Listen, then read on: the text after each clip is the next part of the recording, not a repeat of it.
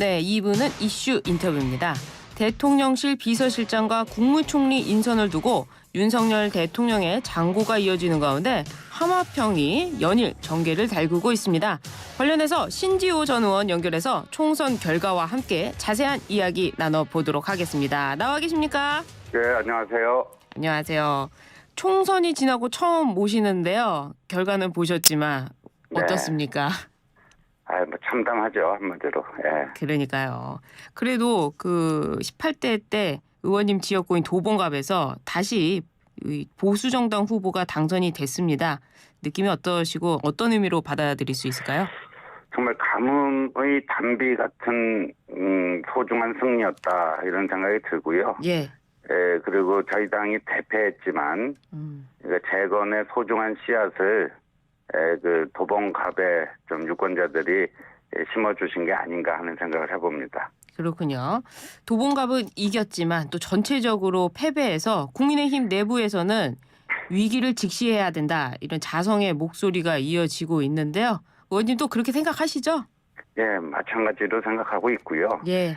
그 가장 큰 원인이라고 하면은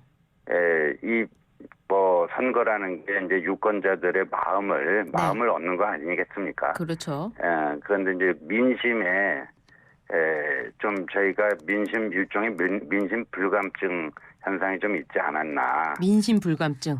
예, 좀 민심을 정확하게 읽고 신속하게 거기에 반응하는 이런 전반적인 능력이 좀 떨어져 있었다. 그러니까 그 홍보 대응 능력도 그렇고요. 예. 전략 기획 능력도 그렇고. 제가 그 선거 막판에 한 2주 정도 이제 당사에 출근하면서 이조심판 특별위원회 활동을 했는데, 네. 이곳이 지금 어떻게 보면 이제 이 선거라는 게 정치권 사람들은 일종의 전쟁이다 하는데, 네. 그 당사 분위기가 이 전쟁을 치르는 곳이 좀 맞나 하는 느낌을 많이 받았습니다. 예. 어떻게 받으셨어요? 이런 굉장히 분주하게 움직이고, 예. 이래야 되는데, 네. 별로 그런 느낌을 못 받았어요. 그러니까 한동훈 위원장은 혼자서 지원 유세에 다니느라고, 전국을 몇 바퀴 돌면서 하는데, 네. 정작 그 중앙당사는 너무 좀, 조용한 거 아닌가. 한가했다. 한가하다는 표현까지는 제가 그렇습니다만 하여간 전체적으로 네. 이 시시각각 민심에 반응하면서 홍보 대응을 하고 또 전략 기획도 또 새롭게 또 조정하고 하는 이런 것들이 실시간으로 이루어지고 그것이 또 즉각적으로 선거 캠페인에 반영이 되고 해야 되는데 네. 그런 역량이 좀 제가 그런 느낌을 좀 받았습니다. 예. 현장 당사를 가니까 이게 전쟁을 치르는 곳이 맞느냐? 이거 좀 아쉽다 이런 생각을 많이 하셨네요. 네. 결과적으로는 그런 것들이 또 그 백서 안에 들어가서 다음 총선에 또 도움이 돼야 되지 않겠습니까? 이런 목소리를 계속 내주셔야 될 것 같은데요. 네, 그렇습니다. 더군다나 이제 어제 MBS 여론조사 결과가 발표가 됐던데 네. 이제 선택의 첫 번째가 물가 등 민생 문제를 어느 당 후보를 선택할 것인가 첫 번째로 꼽은 그 여론조사가 나오지 않았습니까? 그렇죠. 예, 그런데 저희들이 특히 이제 대파 논란 같은 데는 참 대응을 좀 잘 못했구나. 대파 논란. 왜냐하면 문재인 정부 때도 그게 대파 한 단에 8,000원, 9,000원까지 지금 가격의 2배 이상 치솟은 적이 있고. 네. 그런데 이게 현 정부의 물가 관리 실패로만 이렇게 야당에서 맹공세를 펼치는데 네. 거기에 대해서 좀 효과적인 대응을 좀 못했다.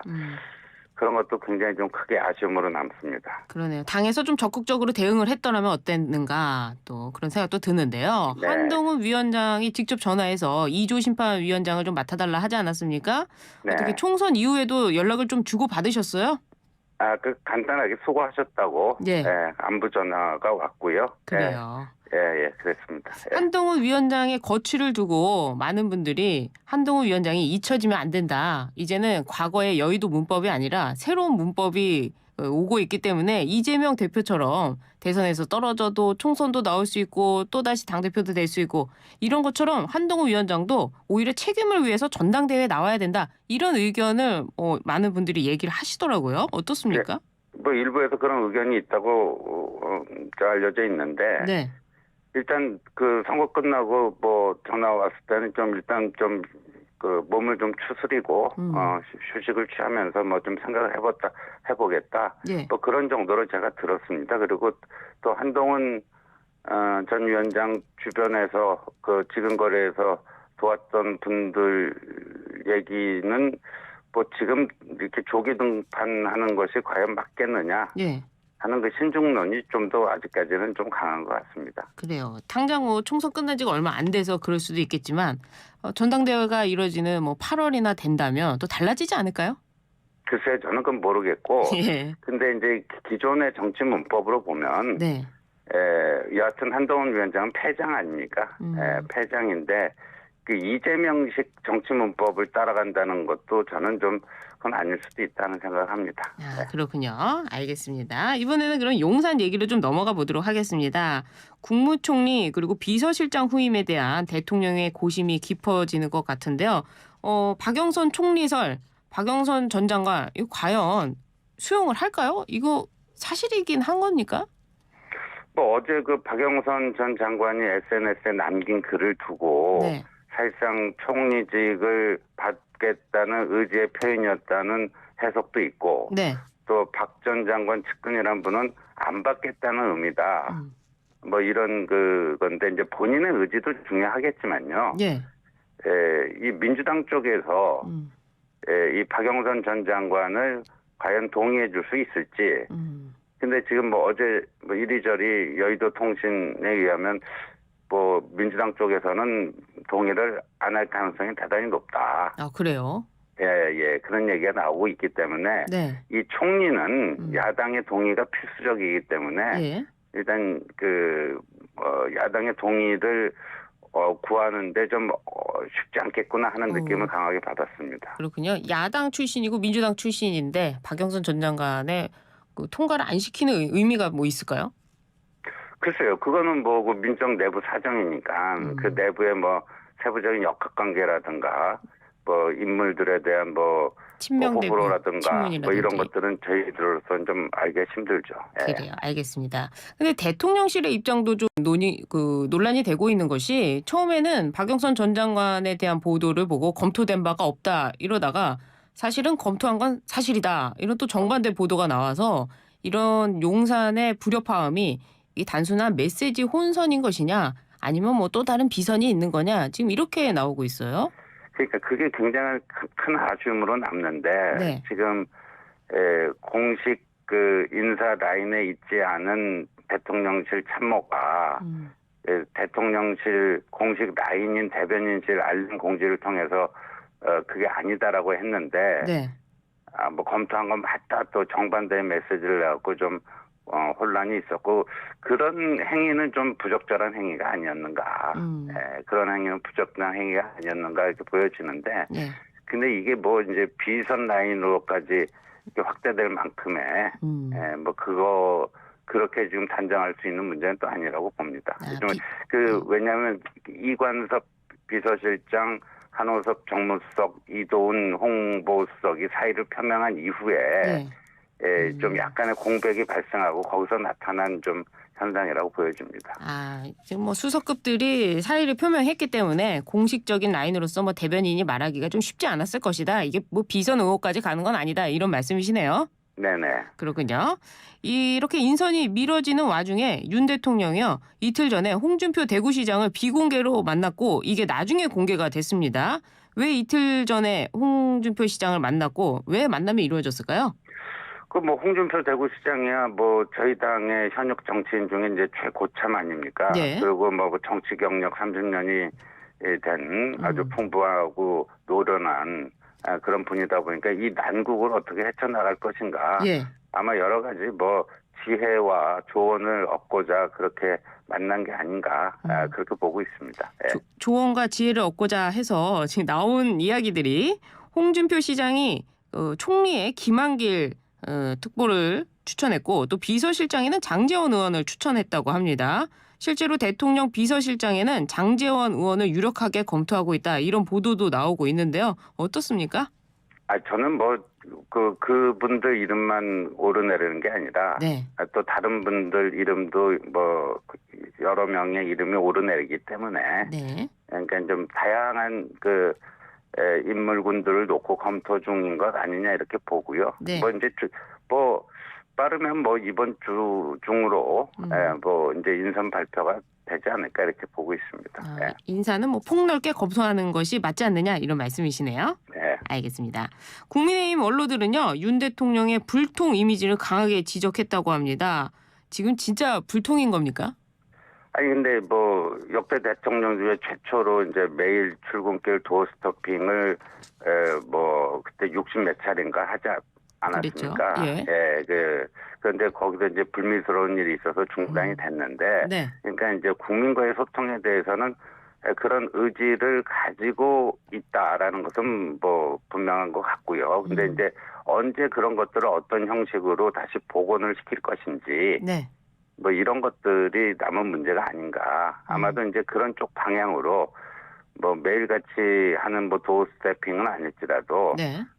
뭐 기자들과의 뭐 문답을 하는 뭐 기자 간담회라든가 이전에 뭐 또 뭐 김치찌개를 한 통 크게 끓여갖고 기자들과 그랬죠. 좀 저녁 식사를 하면서 격이 없는 좀 대화를 나누겠다 뭐 이런 약속도 있지 않았습니까? 그랬죠. 그러니까 뭔가 그런 식의 이제 소통을 재개하려는 노력들이 있지 않을까 이렇게 봅니다. 아, 새로운 시도들이 좀 있지 않겠느냐? 네. 예. 그렇습니다. 이 새로운 시도 중에 또 야당 대표를 만나는 것도 포함이 될까요? 야당 대표 만나는 거 포함되지 않을까 싶습니다. 그러니까 영수회담이라는 용어는 적합하지 않지만 네. 야당 대표와의 회동은 뭐 얼마든지 있을 수 있지 않겠나 봅니다. 아, 그렇군요. 조금 있으면 집권 2년 차 취임 2주년이 되는 날이 오는데 그때 또 어떤 국민과의 소통 방식이라든지 기자들과의 간담회 예상하십니까? 근데 새로운 비서실장과 참모진들이 예. 이제 임명이 되고 그러면 제일 먼저 이제 취임 이제 2주년 을 맞이한 뭐 기자회견이라든가 간담회라든가 예. 뭐 이런 것들이 핵심적으로 검토되지 않을까 싶습니다. 그렇군요. 알겠습니다. 국민의힘 이야기 짧게만 살펴보도록 하겠습니다. 지금 어차피 비대위를 가야 되는데요. 이 비대위는 전당대회를 준비하는 비대위 아니겠습니까? 네. 그런데 어제 윤상현 의원은요. 새 인물이 필요하다 이런 목소리를 냈어요. 어차피 전당대회 시기가 6월 말 정도로 정해지면은 네. 그 비대위라는 게 사실상 선거를 준비하고 관리하는 그런 실무형으로 갈 수밖에 없습니다. 그래서 네. 그 비대위원회의 수장을 누가 하는가는 그다지 저는 뭐 본질적인 문제는 아니라고 봅니다. 그렇군요. 또 이 전당대회를 검토하는 중에 당원 100% 요 룰을 바꿔야 한다는 목소리도 있는데요. 꼭 바꿔야 되는 겁니까? 그런데 이제 네. 김기현 대표가 선출될 때 이제 당원 100%로 룰을 바꿨는데 그 전에는 이제 당심 50% 민심 50%였거든요. 예.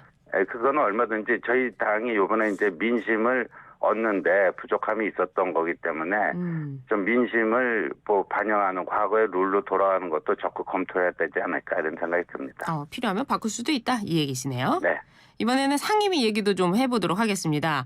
민주당이 22대 국회 개원 전부터 상임위원장 독식론 해서 법사위원장 꼭 사수하겠다 이렇게 나오고 있는데 어떻습니까? 이게 이제 18대 국회 때 민주당이 그때 81석을 얻었어요. 예. 지금 국민의힘이 얻은 뭐 의석수보다도 뭐 한참 적은 예. 의석수인데 그때도 법사위원장을 민주당 쪽에 이렇게 배려를 했습니다. 그게 그렇군요. 이제 이 국회의 오래된 전통인데 예. 그거를 이제 민주당이 깨려고 하고 있는 것 같고요. 요번에 그 지역구 투표 결과를 보면은 불과 5% 남짓한 차이 아닙니까? 예. 근데 그거가 민심인데 이런 식으로 승자 독식을 하고 전행을 하려고 하면 그건 또 거기에 대한 국민적 평가가 있을 거라고 봅니다. 그렇군요. 이 특검법과 관련해서 민주당은 특검법을 반드시 통과시키겠다. 대통령 거부권 이 행사가 예상됨에도 불구하고 행사하겠다는 입장이거든요. 이건 또 어떻게 평가하세요? 그거는 아마도 이제 그 민주당이 그 처리하는 걸 보고 예. 보고 이제 당 지도부에서 또 판단할 문제고 또 대통령실에서 이제 판단할 문제가 아닌가 보여지는데 하여간 그 민주당의 무리한 저런 공세에 대해서 네. 대통령실도 이제 고심이 좀 깊을 거라고 봅니다. 이제 거부권 행사가 너무 또 예. 지나친 거 아니냐 하는 일각의 지적도 있기 때문에 뭐 어떤 선택적으로 반응을 할지 어떻게 할지 좀 고심이 깊어질 것 같습니다. 네. 그와 관련해서 법률 수석팀을 만든다, 뭐 법률 검토팀을 용산에 만든다 이런 얘기도 있던데요. 아니 그 기존에 그 법률 비서관실은 있었죠. 그 꽤 규모가 컸었고요. 근데 그거를 조금 이제 민심 청취 기능까지 합쳐서 하는 그걸로 좀 더 키워보겠다 하는 거니까 지금 그 법률 검토 문제하고는 직접적으로 뭐 변화가 있지는 않을 것 같습니다. 그렇군요. 오늘 말씀 여기까지 듣겠습니다. 감사합니다. 네, 감사합니다.